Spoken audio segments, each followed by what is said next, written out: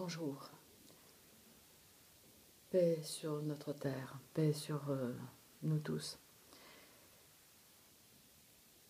Il reste une poignée de minutes avant que cette année s'en aille, l'année 2018. Elle a été certainement terrible pour nombre de victimes de harcèlement électromagnétique. Elle a été dure pour moi aussi. J'en suis à ma 5e année. Et j'ai décidé de dénoncer cette criminalité, comme la loi nous y oblige, l'article 434.1 du Code pénal. Dénoncer une criminalité. Donc voilà, je le fais aussi parce que j'ai vu d'autres cibles le faire.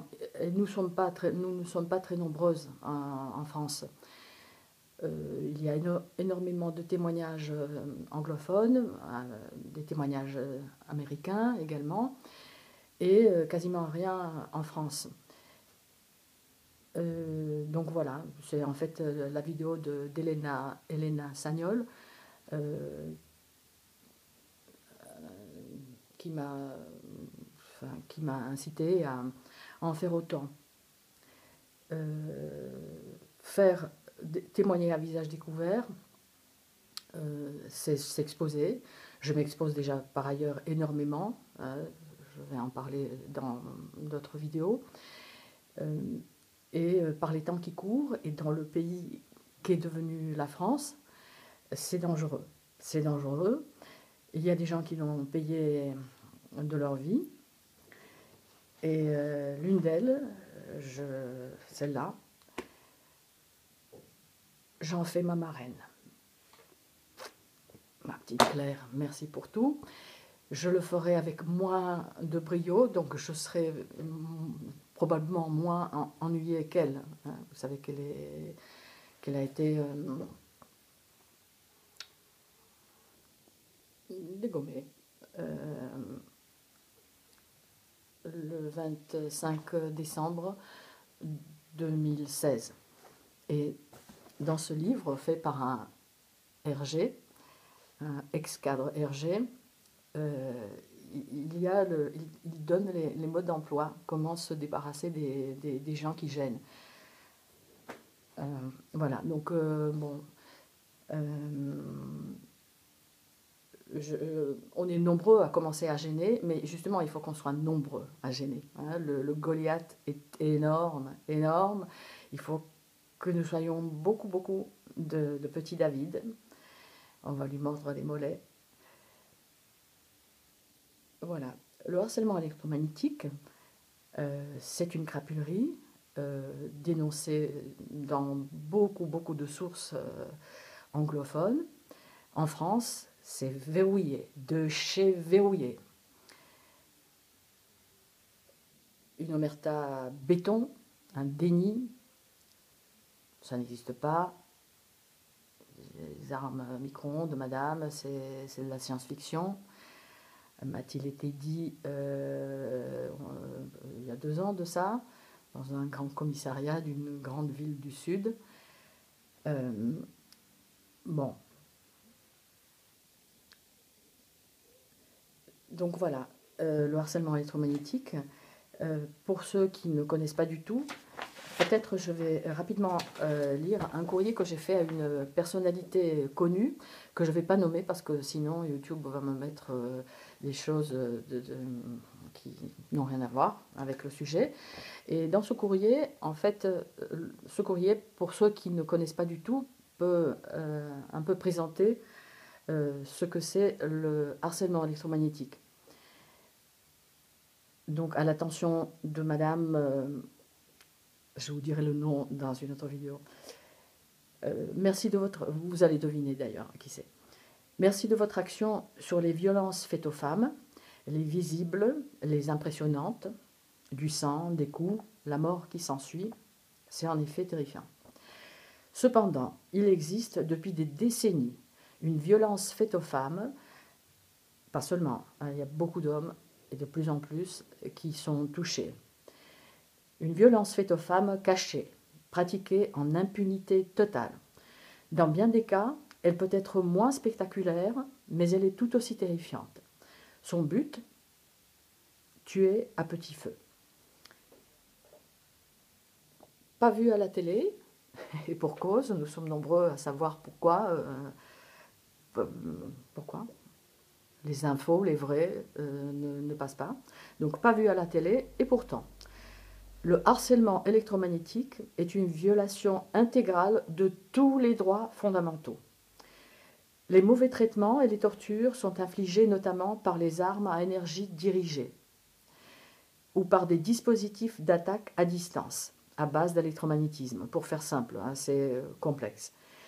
Des signaux, par exemple des micro-ondes, sont pulsés à distance et à travers les murs afin de brûler un être humain à travers ses propres murs, hein, dans son propre lit.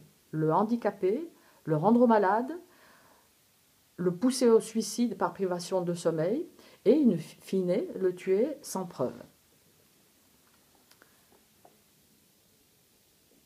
La plupart des victimes cibles n'ont ni les connaissances ni ne possèdent le matériel qui permettrait d'identifier la nature exacte des tirs, même si il existe une possibilité, mais voilà, on en parlera. Aucune cible n'a réussi à ce jour à s'en protéger totalement. Difficile alors de ne pas admettre des responsabilités étatiques. D'autres personnes l'ont dénoncé. Hein. Jocelyne Abadi, puis certaines cibles aussi. On en reparlera. Donc aucune cible n'a réussi à ce jour à s'en protéger totalement. Difficile alors de ne pas admettre des responsabilités étatiques. Nos plaintes sont toutes classées sans suite. Des petites mains sont nécessaires pour assurer la continuité des tortures ainsi que de mauvais traitements.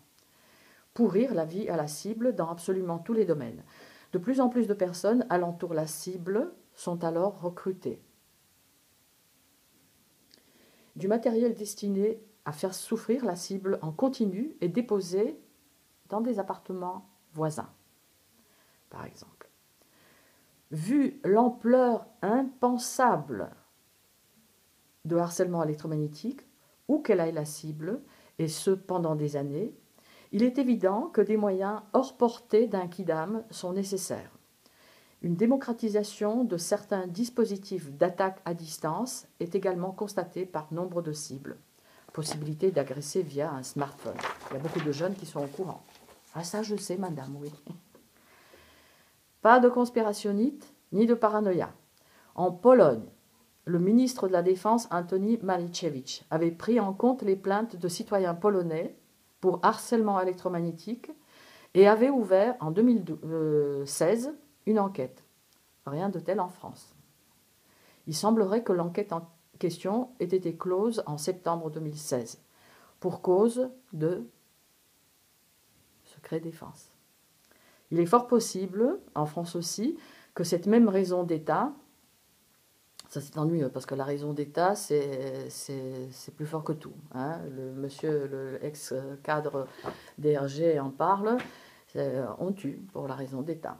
Donc on est en mauvaise posture.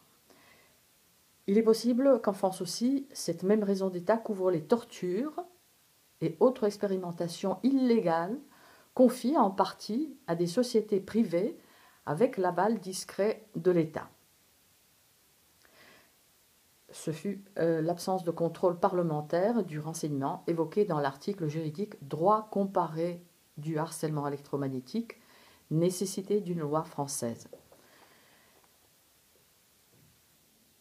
Pas tout à fait, c'est pas tout à fait nécessaire une nouvelle loi. La torture est interdite, le code de Nuremberg.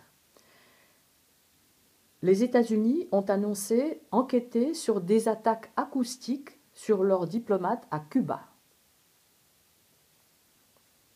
Ces attaques à distance sur le personnel diplomatique américain auraient été menées avec des appareils soniques sophistiqués déployés à l'intérieur ou à l'extérieur de la résidence, l'ambassade.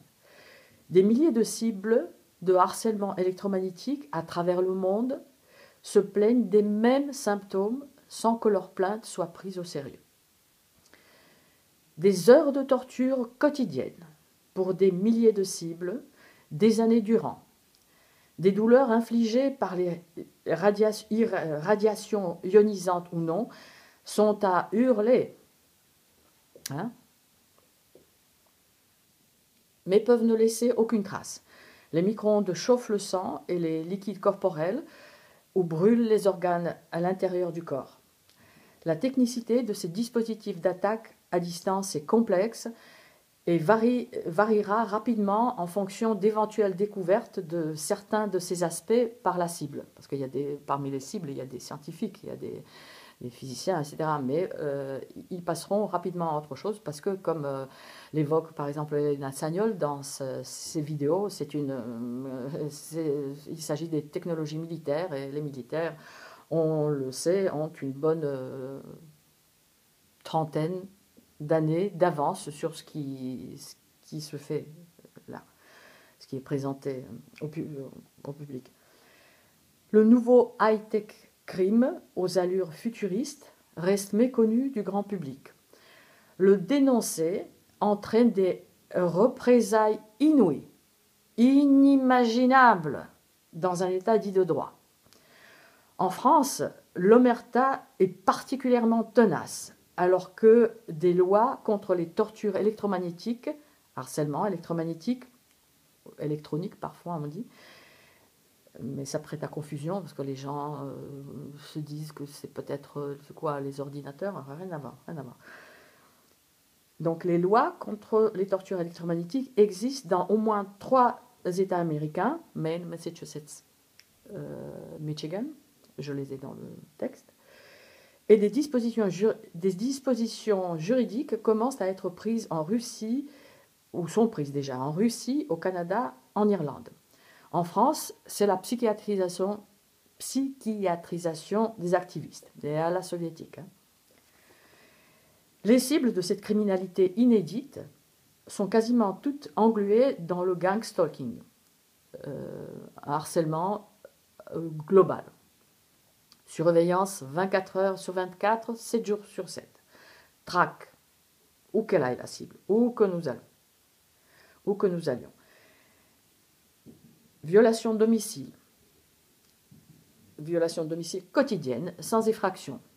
Juste, Elena vous expliquera, et moi aussi j'irai avec mon petit grain de sel. Vandalisme du mobilier, vol jusqu'à spoliation pour certaines cibles.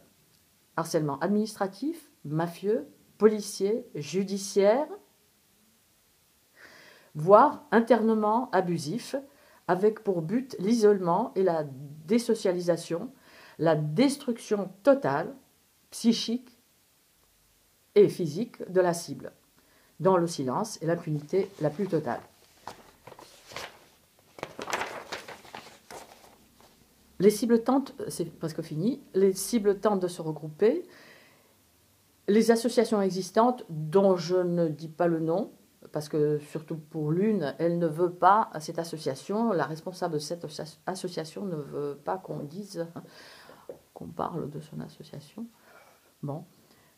Après, par contre, il y a Free Act, article 3, qui a été créé récemment. Ces associations, il y en a une autre, notre torture est réelle, également, vous pouvez tout trouver chez Google. Donc ces associations regroupent toutes sortes de personnes dont il est impossible d'évaluer la qualité.